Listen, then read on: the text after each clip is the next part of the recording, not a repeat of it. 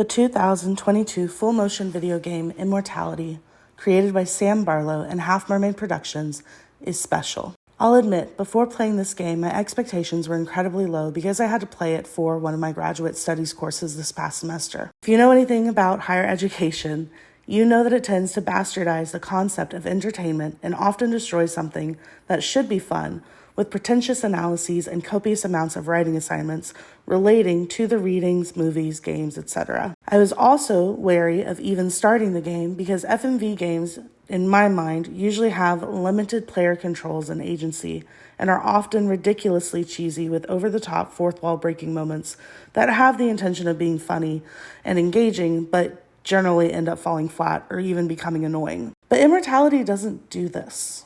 From the very start, the game's striking visuals and captivating premise devours the player, melting the real world away as you descend into the role of detective using the moviola and match-cut game mechanics to find out what happened to Marissa Marcel. As someone who is no stranger to video editing, I found this aspect of the game to be particularly captivating. Now, before I dive into the game itself and the narrative forms and mechanics therein, I'd like to share the game's trailer.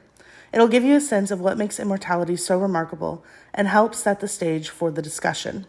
Though, fair warning, there will be spoilers for the game after the trailer plays.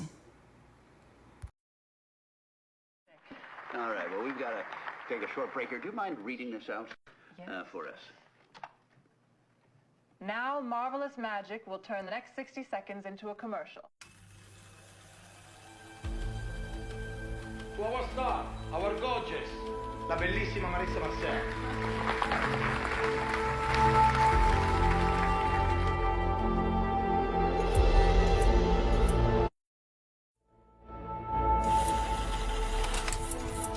What is your name? Marissa Marcel.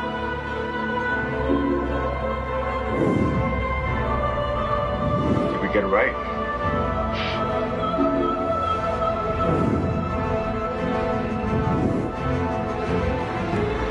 Give us a turn. He's not who you think he is. Are you cutting? Is she okay?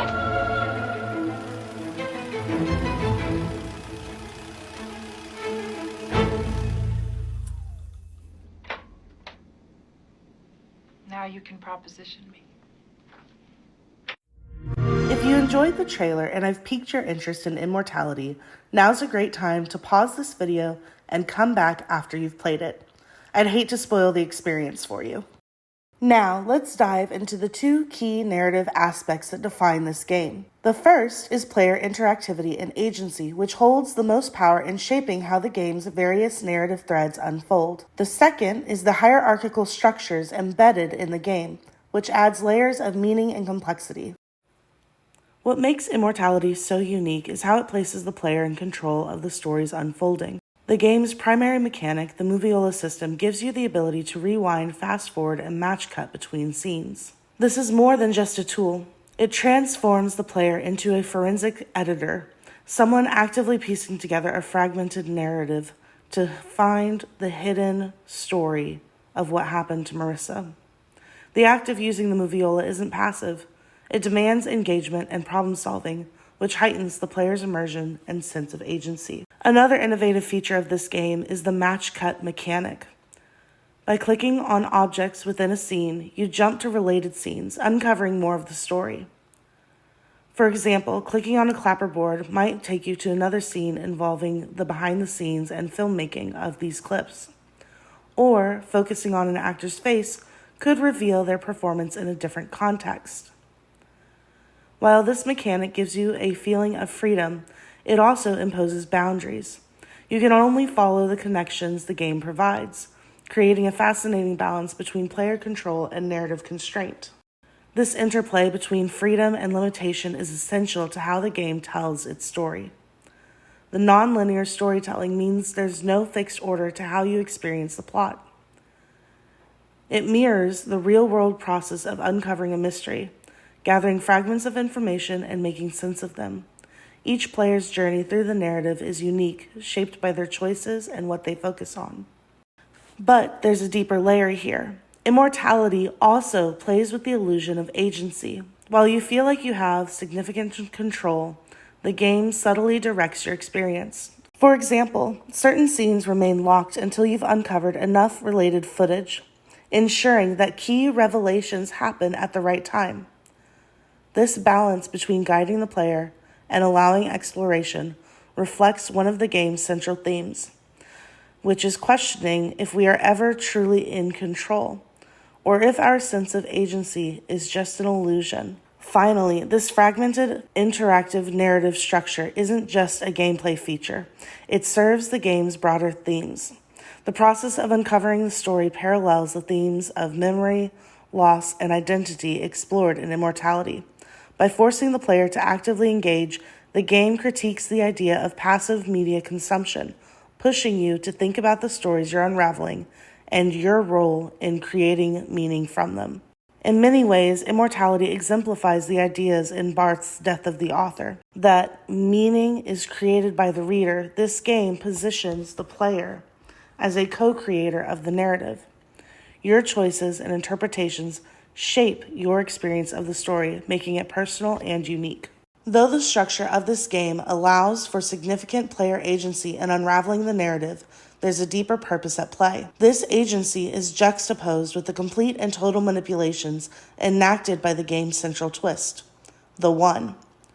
As you play, scrubbing through the footage or noticing subtle auditory and visual cues, you'll eventually uncover secret clips embedded within the scenes. These clips pull back the layer of reality experienced by the characters to reveal the One, a cosmic being who exists both within and outside the world of the game. Over time, through further discoveries, you'll also learn about a second being referred to as the Other One. These beings operate by devouring a human and taking on their form and memories, thus allowing these beings to live countless lives as parasitic immortals. At first look, they might seem as evil entities that steal the lives of people, but the One often talks about their more altruistic endeavors and claims their purpose is to create art that elevates humanity. Their influence spans centuries, with the One revealing in several clips that they and the Other One were responsible for the Christ story. Yes, the origin of the Christian religion.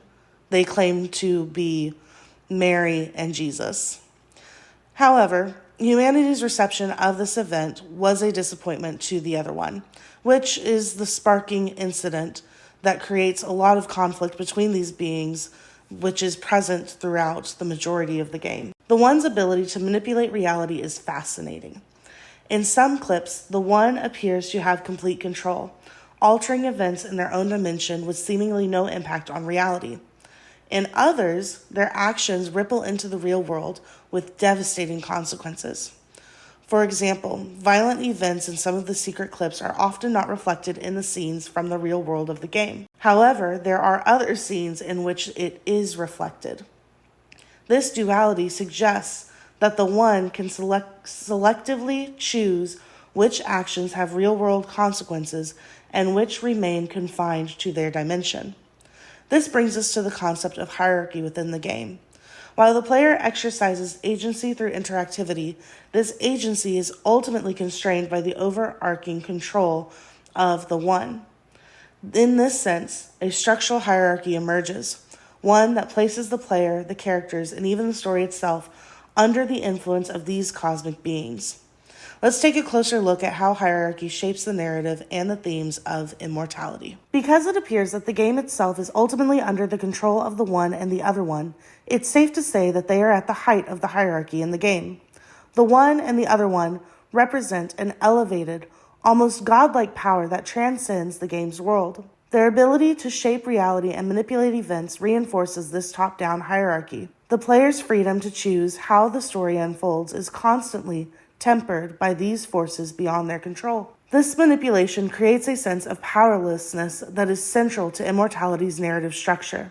While players may have the ability to discover hidden footage and make choices in their exploration, these actions never escape the grasp of the One. And because this game is more about the One, it seems as though the One is higher on the list than the Other One, which adds yet another layer to this structural hierarchy. In this sense, the game operates within a dual-layered structure of narrative control. The player's interactive role versus the overwhelming influence of the One, whose power cannot be fully escaped. This structural hierarchy is mirrored in many aspects of real-world power dynamics, particularly within the film industry, which is rife with hierarchies and unbalanced power structures. A clear hierarchy exists between directors, producers, actors, and other key positions. However, this hierarchy is not just about professional roles. It also reflects gender dynamics, particularly in the way women are treated in the industry.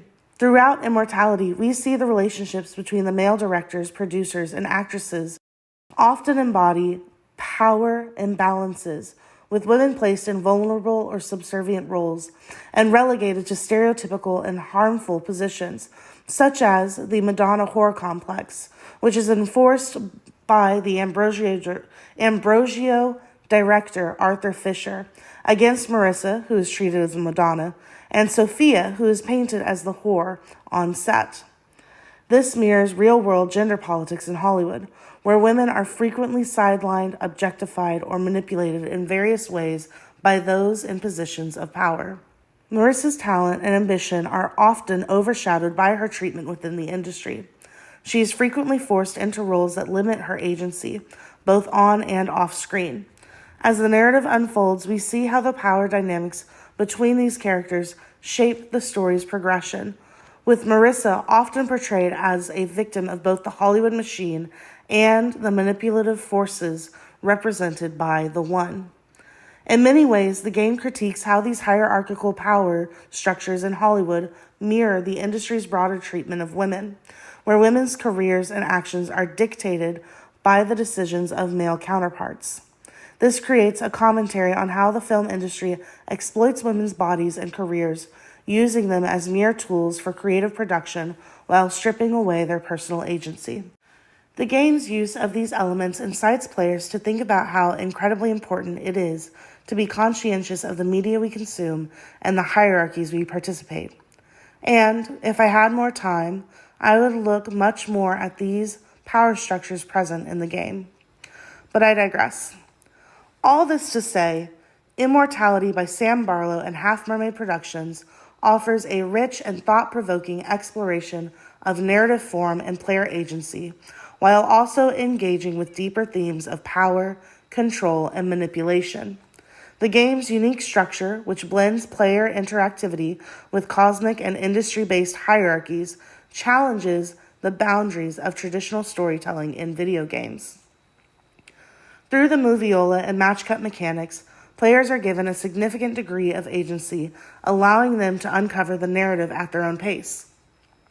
Yet, the overarching presence of the One and the Other One reminds us that even in a world where we believe we have control, external forces, whether they be metaphysical or structural or whatever, remain at play.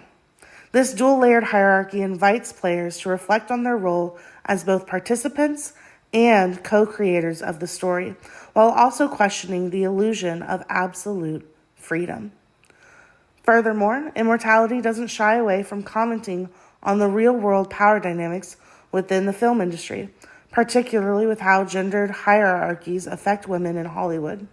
By highlighting the exploitation and manipulation of women's bodies and careers, the game mirrors the industry's treatment of women and critiques the power structures that continue to dominate it.